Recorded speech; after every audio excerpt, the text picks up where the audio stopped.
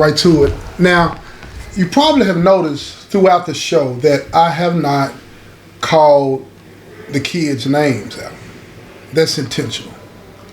Because a lot of times what we do subconsciously is that we don't really pay attention to the kids until we want to hold them accountable for all of the decisions that they make, right? But we want to look after them, protect them, shelter them from the world.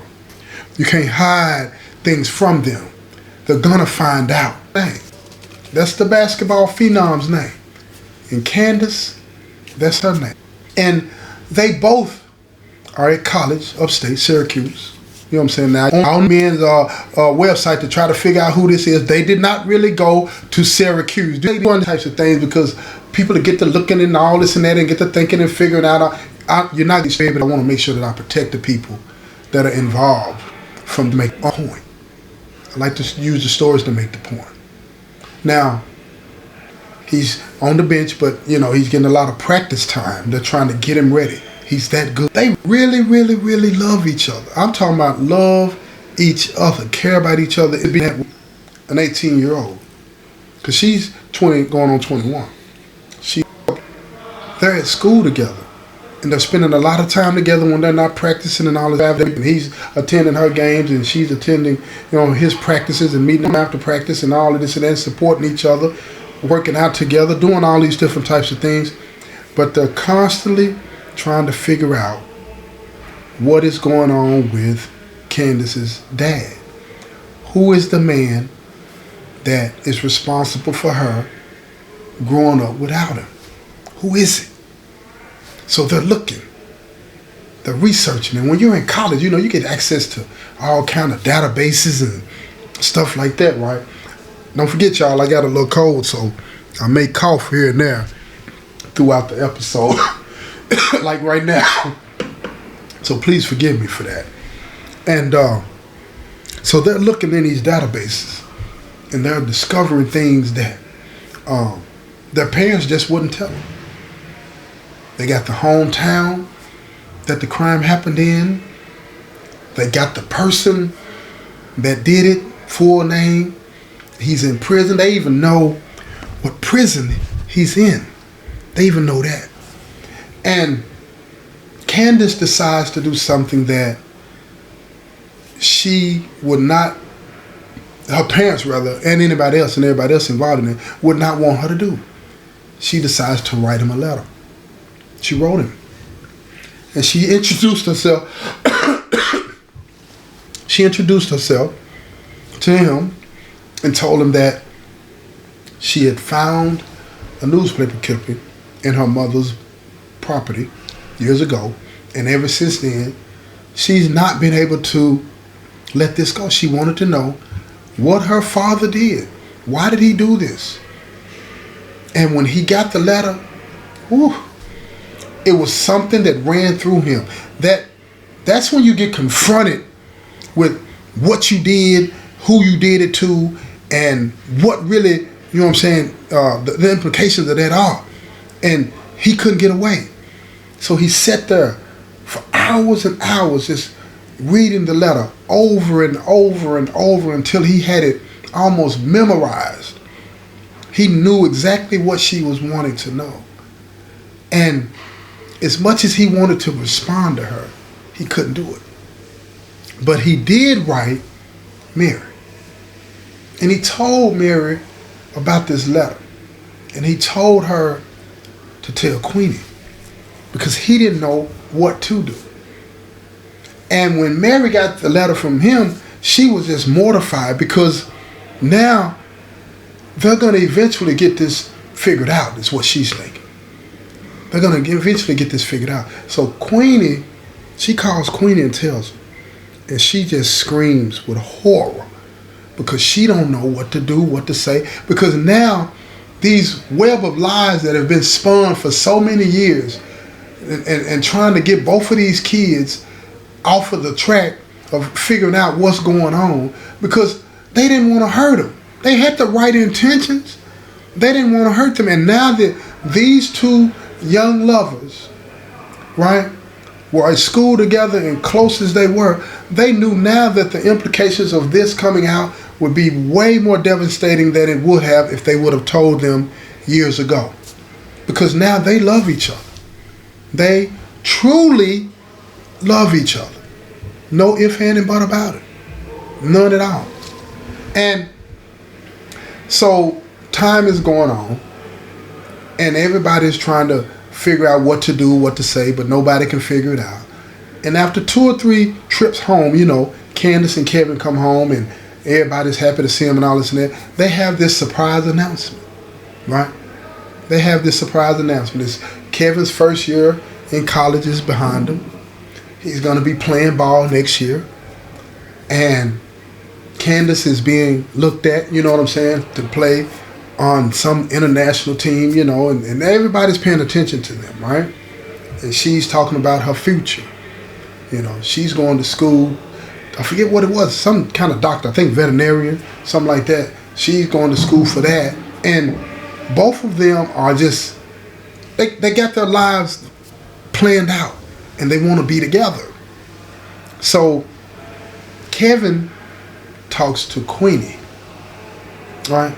He talks to Queenie and her husband, asking permission to marry Candace. He wants to do this the right way, the traditional way, right? And they were mortified. They don't know what to say. But they give him their blessings, but it's like, wait a minute. And he noticed the awkwardness, but he just pushed it to the side. He was excited. He went home and he told his mom and dad what he had done. And they were awkwardly happy too for him and Candace. But everybody's like, what do we do? This is not going to be a pretty thing. So they finally find the courage to sit them down and tell them what's going on. They finally find the courage. And when they set them down, they told them that this is going to be something that is going to change the rest of their lives. And they, Kevin and Candace thought this was just a family meeting, talk, conversation, whatever, about the engagement and all of these different types of things, and try to figure out how this thing was going to play out and who was going to pay for what and all this shit. They thought it was this type of sit down, but it wasn't. It wasn't. Queenie got up. They were all in the living room. Queenie gets up and she has a picture. She has a picture of Candace's pops. And she tells him, she said, this is the first man that I ever loved. And Queenie is looking and she recognizes the picture. It's Rick. And Kevin looks at her and he grabs her hand and because he's been around her long enough to know that this is going to be something that makes her feel a little uncomfortable, because the only dad that she ever known is the one that's with her mom now. And she respects him and she loves him, but she wants to know what this is about. So she asks her mom, what's going on? And she tells him that his father was killed. And she tells him that they were at a little community gathering and things got out of hand and words were passed and one person pushed the other, and the next thing you know, his friend, Stanley, shot him. And she said, I know. I've been researching this myself, and I even wrote him a letter, but he didn't write me back. And then Queenie and Mary both said in unison almost like, we know. Now they looked at each other. And Kevin is wondering, why would you know about this letter in this way? And that's when Mary said, because it's your biological father that did it, Stanley. And she said, I just want you to understand that what we're about to tell you is not something that we ever wanted to tell either one of you, because it was a tragic thing that happened, and we tried to keep it secret and we tried to cover it up, especially after y'all started dating and falling in love and all of this type of stuff. This is the last thing we wanted. And Kevin is getting impatient. He says, look, just tell us what's going on. How can this man be my father? So she explains everything to him. She tells him that when it happened, he was a baby. And she just wanted to get away from it, and that's why they moved away. And when she moved away, she fell in love and she met this other man named Tim. And Tim has been raising you as his own son. And we never saw the need to talk about it. We never saw the need to bring him up. We never saw the need to let you know what really went on. And then when you started to become interested in Candace and start dating and all this and that, we didn't know how to tell you, because we didn't want to hurt you or her. So Candace and Kevin are sitting there and they're looking at each other, and that anger that Candace felt the first time that she read the file that she found in her mother's attic in the box, she starts to it's bubbling up. And she looks at Kevin, and when she looks at Kevin, she jumps up from the sofa and she runs outside. She runs outside. She's angry, she's hurt, she's confused. She doesn't know what to think or what to feel. Her father, she just found out, was killed by the man that she wants, the man that's the father of the son, the guy that she wants to marry. The person that she's engaged to is the son of the man that killed her father. She felt guilty for loving him.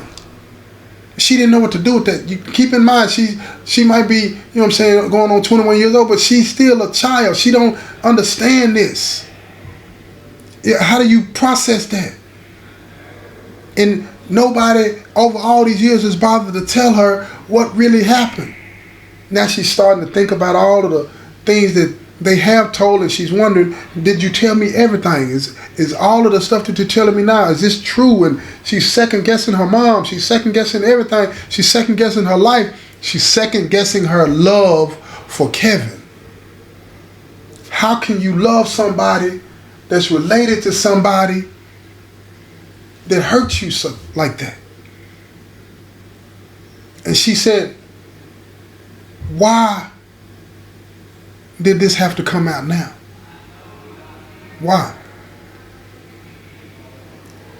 Kevin, he runs behind her. He's outside and he's trying to comfort her, and he's telling her, I didn't know.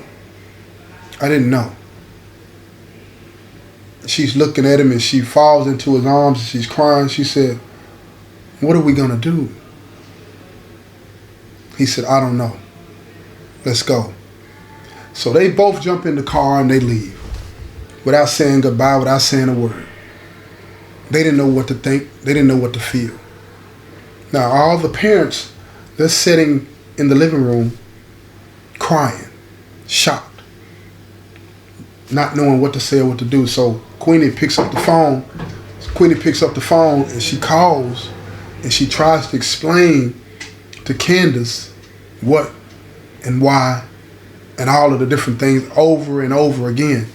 And Candace says, Mom, I don't want to talk right now. We'll be back home later. I don't want to talk right now. And Queenie tells her, okay, I love you and I'm sorry. And she says, I love you too, but I need some time. So her and Kevin are out and they're riding. And Kevin comes up with this great idea, in his mind anyway. He said, you know what? Let's go visit him. Let's go find out for ourselves what's really going on. Let's go see. Let's go see the man that caused all of this pain. And she looks over at him and she's in doubt. But something inside of her is driving her. It's pushing her. So she said, will they let us see him? He said, we just have to find out. So Kevin, they get to look researching and all this, and so he finds the number to the prison. They know where he's at. They know his full name and number and everything. They call up to the prison and they tell him, say, we want to visit. How do we visit him? And the visitation lady, she tells them what's going on and this and that and the third or whatever. They got to fill out a special visit if they want to come in, a one-time thing, and all of this and that, right? And they tell them, okay, how do we do that? And the lady tells them, well, he has to fill out that paperwork on his end and get this ball rolling. We can't let you in to see him if he doesn't want to see you. So Kevin gets off the phone. He tells Candace everything that he just found out, and he said, I'm going to write him. I'm going to write him, and I'm going to tell him that we want to see him and that he owes us this. He owes us this much. So Kevin sits down. That night they get home, both of them get home, and Kevin sits down and he attempts to write his biological father. And he thought it was going to be easy, but it wasn't. He couldn't find the words to say. So his mom comes down the stairs and she sees him sitting at the kitchen table, and he says, help me with this. She said, what are you doing? And he told her, he said, I'm writing my dad and I want to visit him. Candace and I are going to go visit him. We want to know what's going on. And she said, no, I can tell you what happened. I can tell you everything that's going on. We didn't want you to know this. He abandoned us. Leave it where it's at. And he said, I'm not doing that, Mom. I'm not doing that. And he tells her, you didn't raise me to be somebody that'll walk away, but you walked away. He said, I understand why you did it. I get it. But I want to know. I want to know from him and his mouth what's really going on. I want to know before we get married. If we get married. I don't know if we're going to get married now. I need to know for myself. So she sits down and she said, let me write it. And she sits down and she writes the letter. She don't let him read it. She seals it and she drops it in the mail. And it gets to him 3 days later. He gets the letter. And in the letter she told him to call her. She gives him the number to call. And he doesn't know what to do. He doesn't know what to do because she told him everything is out now. They know. They've called the prison. They want to come to visit. They want to know what happened. And he's afraid. He hasn't had to confront all of these different emotions in this way.